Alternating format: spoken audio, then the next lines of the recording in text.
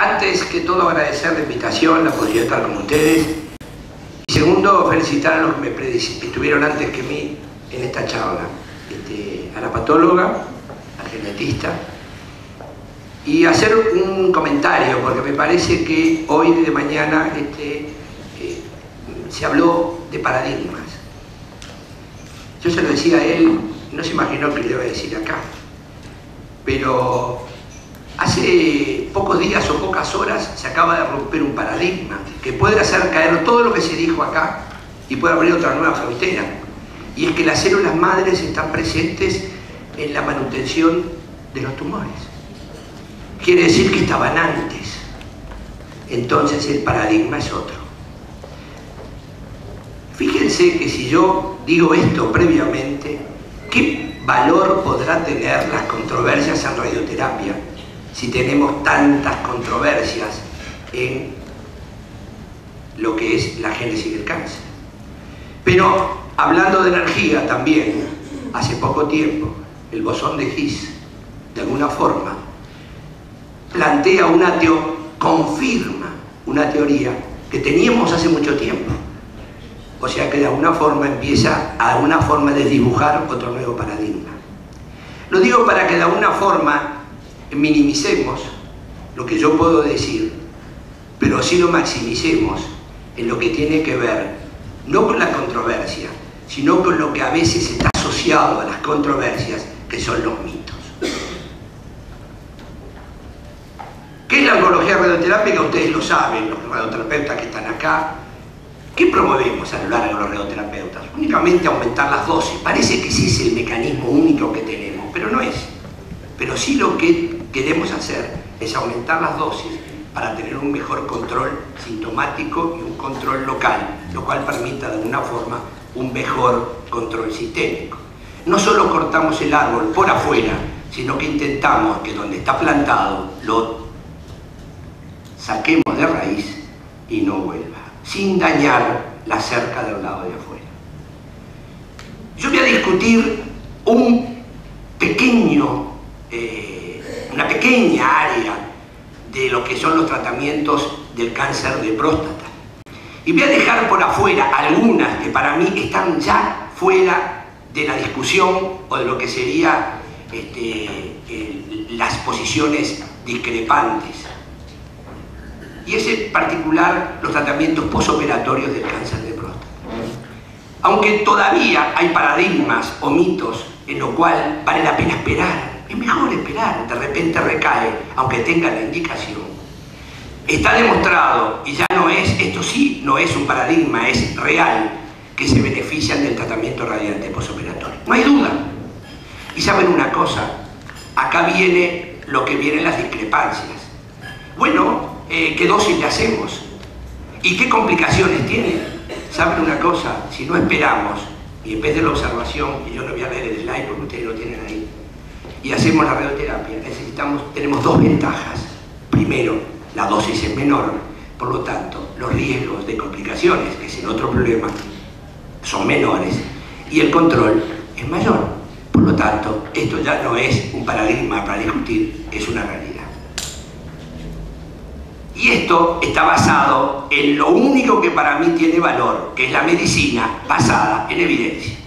Y voy a seguir discutiendo esto hasta el final, cuando le ponga los últimos diapositivos del último trabajo publicado hace pocas semanas, que Pedro lo debe conocer porque debe haber llegado por internet, de braquiterapia analizado por un grupo de casi 40 instituciones. ¿Lo recibiste, Pedro?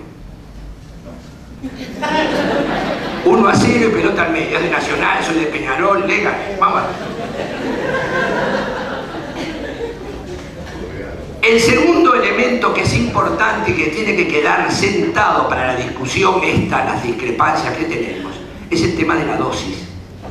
Y lo digo y lo voy a repetir, y otra vez ustedes se lo van a guardar, porque lo voy a poner en los últimos comentarios que voy a hacer de los últimos trabajos. Sí es real que el aumento de la dosis de radioterapia aumenta el control local. Y eso está demostrado, pero está demostrado por enorme cantidad de trabajos. independiente, y estoy hablando del control, de las complicaciones que puedan tener de acuerdo a la técnica que se utilice. De todo este grupo enorme, que es la clasificación en diferentes grados, que la patóloga lo maneja mucho mejor que yo, pero son los grados que de alguna forma tiene razón, indican las posibilidades terapéuticas que uno, digamos, las técnicas que uno va a utilizar.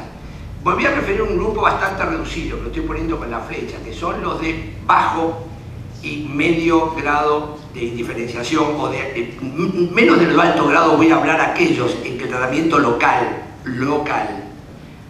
está restricto a la próstata, a las vesículas seminales, y donde las técnicas de radioterapia, que es lo que yo voy a discutir, podrían tener diferentes encares o ser defendidas con diferentes criterios. ¿Cuáles son las técnicas aplicadas a esos grupos? Son la braquiterapia de baja tasa de dosis, que son las semillas, los implantes temporales, que son la alta tasa de dosis, y la radioterapia externa. Y entre paréntesis dice conformal, IMRT y la terapia con partículas con partículas pesadas. ¿Cuánto de controversia, cuánto de mitos, cuánto de análisis realizados y la profundidad adecuada a las diferentes técnicas? Lo que se muestra es diferente, es igual, mejor, o aumenta la complejidad y los beneficios son dudosos. Me metí en un lío, ¿verdad? Grande.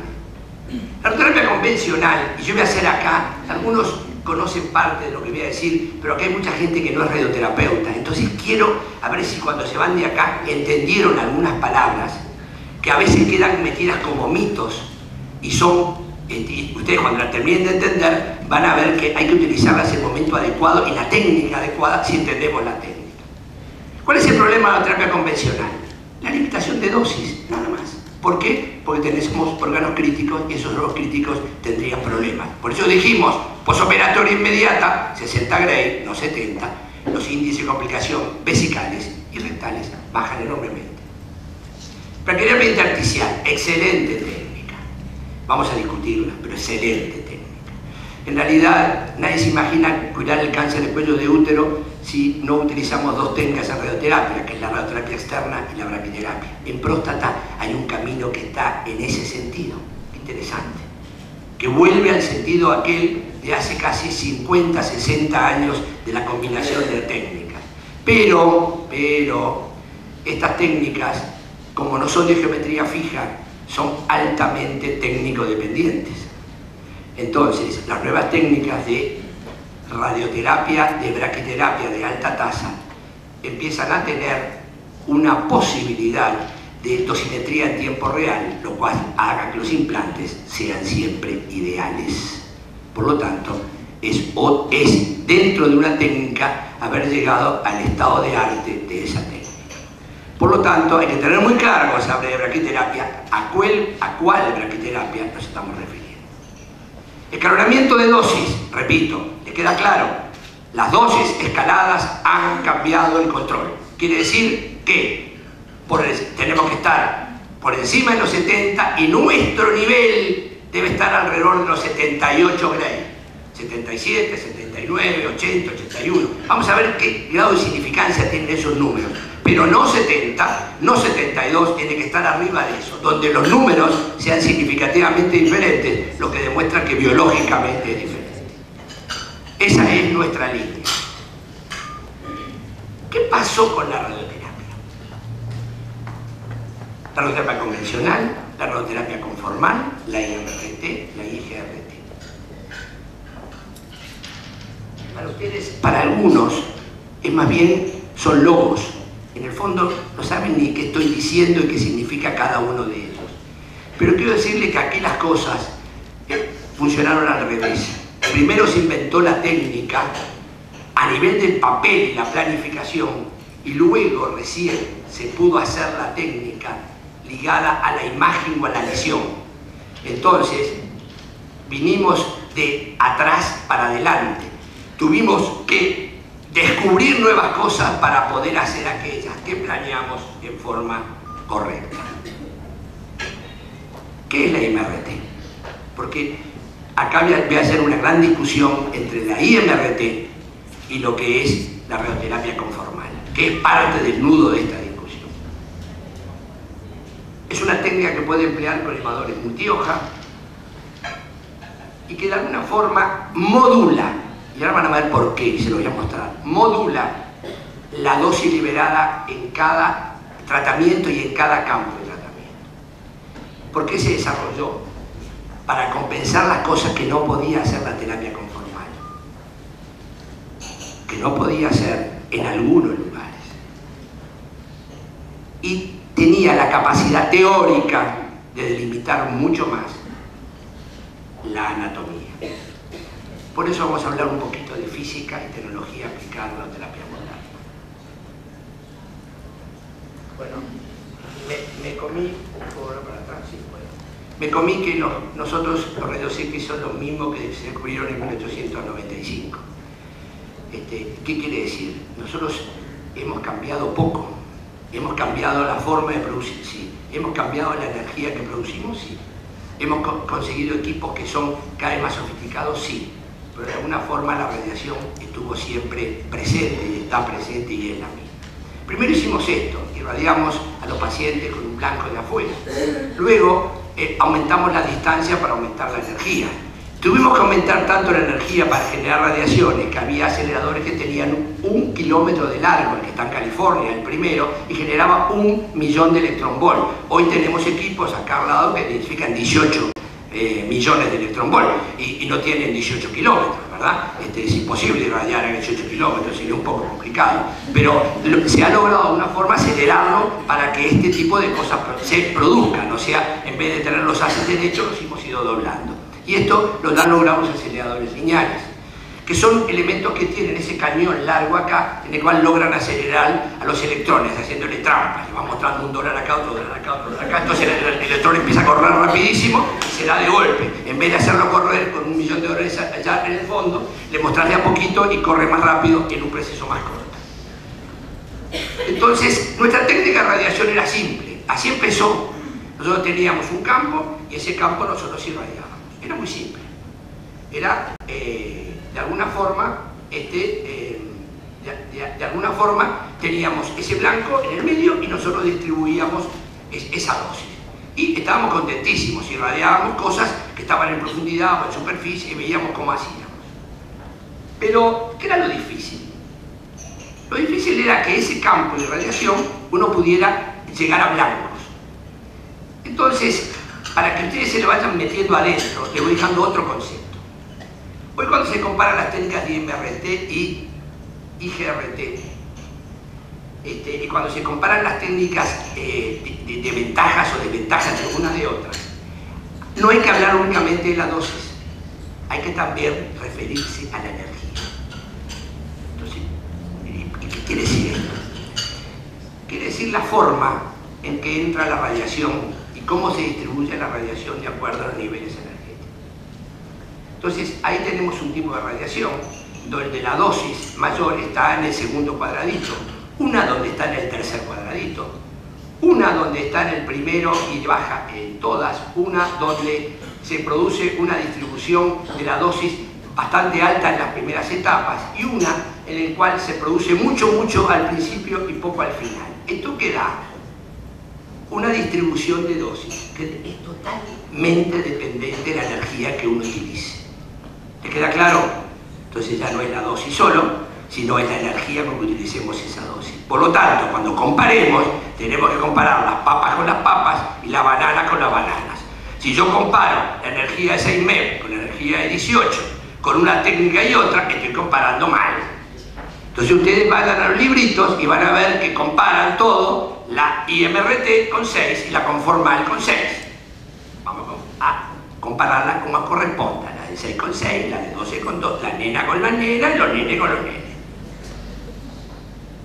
Sigamos con nuestro concepto de distribución de dosis. Esto fue lo que les mostré de entrada. Si esto no funcionaba porque tenía un blanco en el medio, lo hago entrar por dos lados. ¿Qué tengo cuando lo hago entrar por dos lados? Logré mejorar mi situación. Si lo hago entrar por 4 lados, voy a mejorar más mi situación. ¿Qué voy a tener? Voy a tener la distribución de dosis ahí y acá, las voy a sumar. Entonces voy a obtener una dosis donde yo aparentemente quería la distribución. ¿Queda claro? Muy bien. ¿Qué me quedó? No es la bandera japonesa. Me quedó una distribución de dosis en un lugar donde yo quería tener la dosis. Está bueno, pero ¿saben una cosa? No me quedó redondito eso. Redondito está donde yo pretendí. En realidad me quedó un cuadrado grandote. Esta es la convencional. Me quedó un cuadrado. Y ese cuadrado tiene órganos metidos por alrededor. Vuelvo a la japonesa más chiquita y dije, no, voy a limitarla. Entonces en los 60 se inventaron los limitadores de dosis. Eran cubitos, poníamos cubitos y estábamos felices. Habíamos avanzado muchísimo tecnológicamente. Comprabas un cobalto y decías, no, pero me lo mandan con los bloques, ¿eh? Sí, claro, te lo cobraban aparte y te mandaban todos los bloques para que vos pudieras bloquear ese campo. Entonces te quedaba el campito así. Y con más bloques, quedaba así. 1980. ¿Estábamos contentos? No. ¿Por qué no estábamos contentos? Esto lo podemos hacer muy bien. Y lo podemos repetir y lo seguimos haciendo. Cuidado. Porque la convencional la seguimos haciendo. La terapia conformal la seguimos haciendo. Y las IMRT las podemos hacer, hay que hacerlas y las hacemos. La radioterapia entonces es la misma hace 50 años. Los fotones, los electrones, son los mismos del Big Bang, no cambiaron. ¿Saben una cosa? Nosotros tenemos el mejor control de calidad de medicamento. Es el mismo, lo controlan los organismos internacionales y nos dicen que es el mismo producto biológico desde que nació el universo hasta ahora. Es el mismo, y lo medimos. Y lo medimos y es el mismo, no cambia. Hay que usarlo. Entonces, ¿por qué la radioterapia hoy es mejor que la radioterapia de ayer? Porque administramos mejor la dosis, aunque sea la misma radiación. Antes conformábamos los campos, ahora conformamos la dosis. Pasamos de la radioterapia 2D a la 3D conformal. ¿Qué es esto? Es esto. Ustedes mírenlo y se van a dar cuenta qué hacemos. ¿Qué movemos? Los colimadores del equipo. ¿Qué tenemos? Un campo pequeño. ¿Qué hacemos en ese campo? Le metemos el diseño que sacamos de un volumen, que lo sacamos de una tomografía o de una resonancia, y hacemos la función de las dos, la fusión de las dos imágenes y obtenemos este campo. Esto es conformar. Pero lo podemos conformar de dos formas. O lo conformamos con un plomo hecho, un conforme hecho, o lo conformamos con colimadores multihoja. Es lo mismo, con uno o con otro. El colimador multihoja da este dibujo y permite que se mueva. Cuando lo movemos, ¿qué hacemos? Fíjense, damos la dosis en ese lugar, después lo movemos de nuevo y damos la dosis en ese otro lugar y lo vamos moviendo. Esta es una técnica de mover los colimadores. Podríamos, en vez de mover los colimadores, poner colimadores fijos y no moverlos. Simple. ¿Cómo que me queda ese campo? De esa forma. Como estuvo parado en diferentes lugares, tiene diferentes dosis en cada cuadradito. Y entonces, si acá pinto lo que está en el número 2 para estar en el grado intermedio, nos da ese valor. Cuando lo pinto en los oscuros, me da este valor. ¿Les queda claro lo que es esto? Es la IMRT. Hay dos formas de hacerla. Lo que se llama el stop and shoot, que es el equipo para, larga la dosis, se apaga, se prende, se apaga, se prende, se apaga. O uno que lo hace dinámico. Se prende, el equipo hace todo. ¿Saben una cosa? Está todo bárbaro, pero la IMRT irradia muchísimo. Y cuando empiecen a leer los trabajos van a ver la aparición de los segundos tumores a los 10, a los 12 años, producida por la gran dosis que reciben los pacientes. Hay que tener mucho cuidado a qué paciente se da la IMRT. Yo no estoy hablando del IMRT de cabeza y cuello, creo que hay que hacerla y es fundamental. Pero estoy hablando que mucho cuidado donde uno la realice y para qué la realiza. Porque si no le voy a tener que dar la razón a los genetistas que estamos aumentando, y lo estamos aumentando de alguna forma, la irradiación. Entonces, esto que les mostré, les queda claro que hay dos formas de hacerlo, prendiendo y apagando, o dejando el equipo prendido y moverlo. Acá les muestro los dos tipos de moldes. Los moldes fijos, que son estos, que se fabrican de acuerdo a los sistemas de cálculo que hacen andar estos, son iguales. Y esto es uno que tenemos allá en la clínica, en el segundo piso, que produce estos moldes, que son los moldes de IMRT. Pero fíjense lo interesante, que esto tampoco nadie se nos muestra. El lado de acá es un IMRT producido por movimientos, y este es un IMRT por moldes. Si yo no soy daltónico un poquito, como dice Lucas, yo los eosinófilos veo azules, ¿verdad? Yo acá veo mayor nitidez en los moldes que en este, ¿verdad? Y esto es lo que más se usa en el mundo. ¿Saben por qué? Porque esto demora mucho tiempo y esto demora menos tiempo. Pero evidentemente ustedes lo están viendo. Esto no es mío, esto es una publicación de otros. Así como fabricamos nuestros moldes, ¿a dónde vamos? Ya que movemos los colimadores, ahora vamos a girar la máquina alrededor del paciente, en la Volumetric Modulated Art Therapy, que produce este tipo de distribuciones, o sea que no paramos. Mejoramos la distribución de dosis y ahora me hago la gran pregunta. ¿Saben dónde es esto todo? Hecho en un cuartito que tenemos nosotros, que tenemos 6 o 7 computadoras, que está el Nacho y hace la planificación. Pero yo me pregunto, ¿conseguimos reproducir esta aplicación diariamente? ¿Se acuerdan lo que yo puse antes? Que puse imágenes y puse IGRT, IMRT y puse flechas. Una cosa es lo que tú planificas y otra es lo que tú haces. Imagínense que este es nuestro blanco terapéutico y en vez de estar el rojo centrado acá y el verde acá, se movió 1 milímetro. Porque los blancos son de 1 milímetro. Lo ridiculicé un poco más porque así me queda mejor el dibujo. Entro con el haz por acá, entro con el haz por acá, entro con el haz por acá y le pegué a esos dos blancos. No le pegué al blanco que yo quería pegarle. Por lo tanto, feísimo lo mío, ¿verdad? Porque el blanco que quería usar no lo pude usar. Y es tan simple que la reproducibilidad. Entonces, ¿qué es importante? El posicionamiento. Fíjense que tiene que ver con el IGRT, el posicionamiento. Tenemos muchos tipos de guías, los láseres, los inmovilizadores. Empezamos con las almohadas, con las cintas, con las sábanas dobladas, con las sábanas tratadas y terminamos con las máscaras, ¿verdad? Con las máscaras que son a nivel de cabeza y cuello y las máscaras a nivel de body. ¿Para qué? Para que no se muevan. Por eso hoy hacemos radiocirugía, porque el blanco no se mueve. Si no, no podríamos hacerla, porque hablamos de blancos muy, muy pequeños. Y los colchones de vacío.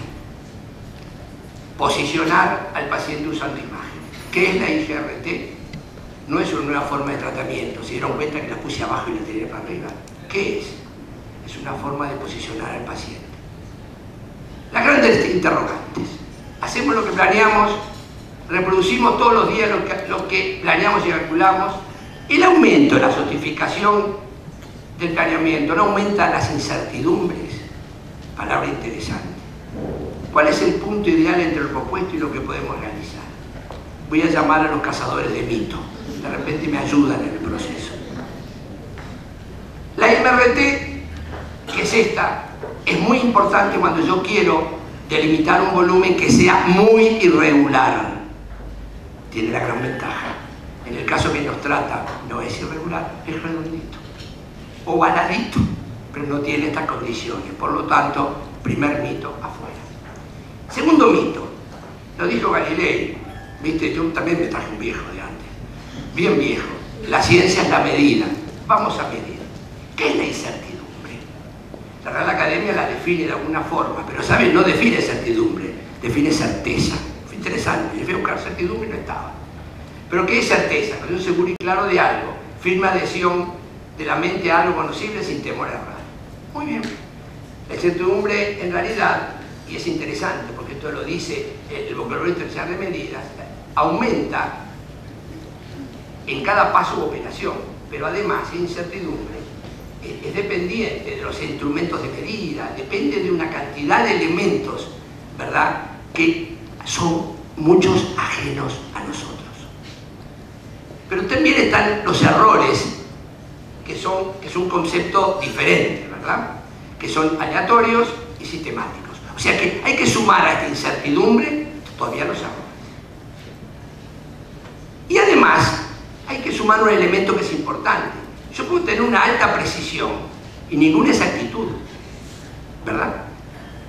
Y puedo tener reproducibilidad y en el fondo no tener ni exactitud ni precisión. Por lo tanto, cuando hablamos de técnicas extremadamente sofisticadas, tenemos que estar seguros que todo esto es así.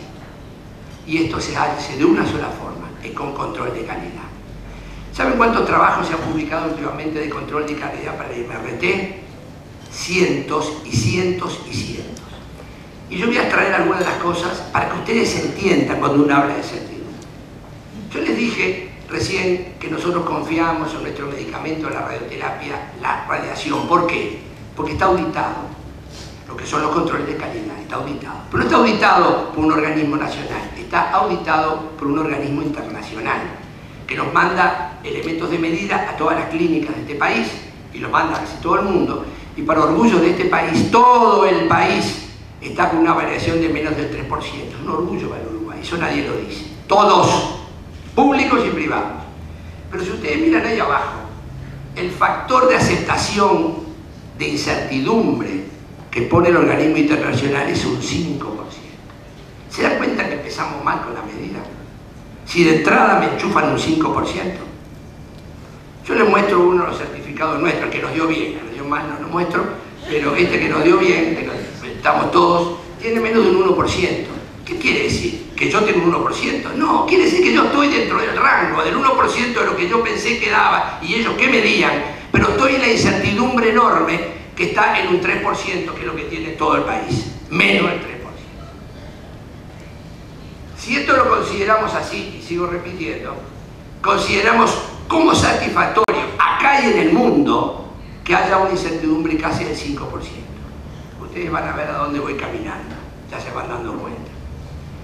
Hay gente que estudió las incertidumbres ligadas a cada una de las técnicas, y esta está ligada a la intensidad modulada. No son trabajos míos, son sacados. Fíjense los niveles de incertidumbre que tienen los colimadores. Se mueven en el rango del 3% sin ningún lugar a duda.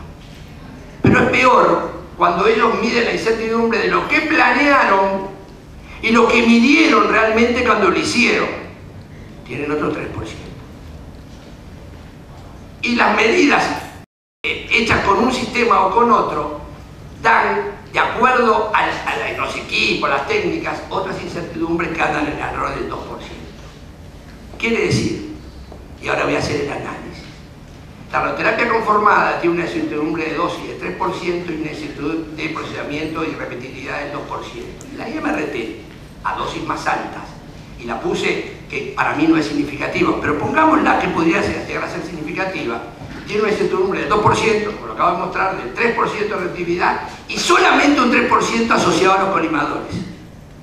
Quiere decir que si analizamos estos números, no hay diferencias entre estos números. Por lo tanto, si no hay diferencia significativa entre dosis integrada, ¿qué sucede? Es lo mismo una técnica que la otra. Y ahora se lo voy a demostrar para que lo vean visualmente. Esta es una técnica presentada por un librito que lo leen los urólogos a veces, y los radioterapeutas, los oncólogos médicos, en que le muestran el diseño de una terapia conformal y una DMRT. Entonces parece mucho más cerquita, que el otro parece más enchanchado. ¿Saben una cosa? Esta es una conformal de 6 MEP y esta una de 18 MEP. La voy a poner por un lado y para otro. Vean. ¿Cómo se...? No, perdón. Hice esto mal. ¿Cómo vuelvo atrás? Muy bien. Esta es 6 MEP. Mírenla. Está como sucia, amarillenta acá, ¿verdad? Con la misma técnica yo cambié la dosis. No, cambié la energía. La energía. Y fíjense cómo queda. Queda más linda, queda más limpia. Es muy parecida a la de la IMRT. Yo diría que es igual, idéntica. Se lo voy a demostrar en los histogramas. Esta es una planificación de IMRT de 6 MEP y esta de 18. Es igual, yo diría que hasta puede ser mejor esta distribución que esta. Y esta es una IMRT, pero de 6. En nuestra experiencia, nosotros tenemos estas dosis. Esta se la cambié al Barito porque le di otro lugar de dosis a la que él medía, porque esta me la prestó Álvaro. Esta me la prestó Álvaro, pero se la cambié porque medí vejiga y recto en el volumen del 50% y me da 38. ¿Saben lo que pasa? Vamos a medir las dosis en los histogramas y vamos a ver que los histogramas que muestran muchos libritos son de 6, por lo tanto son malos. Los histogramas medidos a 18 dan dosis de 30 Gray el 50%, de 17 Gray en vejiga, que son inclusive mejores producidos por la MRT en lo teórico. Nuestra experiencia es esa. Estamos satisfechos con lo que hacemos y lo vamos a seguir haciendo igual. No vamos a hacer MRT en próstata, sí, en otros lugares. Pero ahora les voy a traer el último papiro, el que le dije a Pedro que se había leído y no le llegó, pero tendría que haber llegado, pero Pedro es revisor como yo de esa revista. Y esto fue generado por Januzzi, no sé por qué no llegó. Este grupo humano participó en este trabajo. Léanlos, lo tienen ahí porque se lo repartió todo el mundo. Están todos estos señores, parecen importantes, todos hablan en inglés, espectaculares. Y hicieron un trabajo, dijeron que se habían publicado 21.000 papers. Esto es un metaanálisis. Algún día voy a discutir lo filosófico tuyo y de repente me llega la edad para discutir los metaanálisis, porque cada vez le creo menos a los metaanálisis. Pero no importa, digo. De esos 21.000 estudios se utilizaron 917 y los 917 quedaron 145. En el fondo no quedó nada.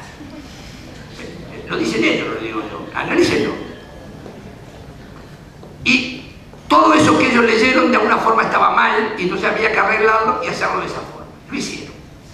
Entonces los dividieron en diferentes, como se debía hacer desde el punto de vista anatopatológico, y determinaron, y acá viene para mí el otro gran agujero, determinan la falla por la falla bioquímica. Y yo me pregunto hoy, ¿todos seguimos siendo fanáticos del PSA? Yo creo que cada vez somos menos fanáticos del PSA. A mí, si el PSA me da alto, lo pienso 10 veces antes de ir al urólogo y que me metan el dedo y que me hagan me pinchen 14 veces para decir, mira, el quinto que recién tuve el cáncer inicial, ¿no? De repente espero y sigo con el inicial toda la vida. ¿Es verdad o no es verdad? Se consideraron todos los tratamientos y de alguna forma ponderaron de esta forma. De 20 de prostatectomías radicales, de 232 usaron 20. De radioterapia externa y MRT, que las meten juntas en un paquete, esto sí estoy de acuerdo con esto. No la diferenciaron, la pusieron juntas, porque la consideran igual. Otro elemento más palmito, si no ellos no analizarían la misma técnica juntas. La crio, la braquiterapia de alta tasa, la cirugía robótica y los protones y la radiofrecuencia. Entonces, analizaron todos estos. Yo diría qué valor tiene 1,31, ¿no? Poquísimo. Y fíjense los resultados que tiene. Es interesante. En estas concentraciones estadísticas tienen que esto es la braquiterapia de azul, pero acá mezclan toda la braquiterapia de semillas de baja tasa y la braquiterapia de alta tasa. Pero de alguna forma, voy a hablar de las tendencias que nosotros conocemos en nuestro medio. La cirugía y la radioterapia externa se comportan más o menos parecidos, ¿verdad? Parecería que se comporta mejor la braquiterapia. Y es verdad, ellos lo dicen, yo les creo. Cuando se habla de bajo riesgo, otra vez pasa lo mismo. La cirugía y la radioterapia se comportan más o menos igual. ¿Qué es lo que hacemos nosotros? Y la braquiterapia parece que tiene un comportamiento mucho mejor, pero mucho más amplio, y mezclan otra vez, inclusive, la asociación de radioterapia externa con braquiterapia. Los grados intermedios, otra vez, son coincidentes la radioterapia y la cirugía, lo cual me da valor a que esto es así, ¿verdad? Y esto de la braquiterapia se empieza a ensanchar demasiado con todas las mezclas de. Y bueno, y cuando el riesgo es intermedio, y por eso que esa discusión para mí acá es mucho más compleja, no empieza a dar nada muy claro, ¿verdad? ¿Por qué? Porque son de riesgo intermedio y para mí se están moviendo otros parámetros acá. Y los de alto riesgo, bueno, pasa cualquier cosa, aunque ellos siguen diciendo que tienen una tendencia muy importante a la braquiterapia. Aquí tienen los links que los van a tener para engancharse a este trabajo. Pero quiero hacer un comentario final. ¿Saben cuál fue la dosis que se consideró para radioterapia externa para todo este análisis? Porque tuvieron que esperar 7 años y 8 años. 72 Gray. ¿Alguno de ustedes aceptaría hoy, con lo que yo dije de entrada, este trabajo? No. Por lo tanto, este trabajo no es válido. No lo digo yo, lo están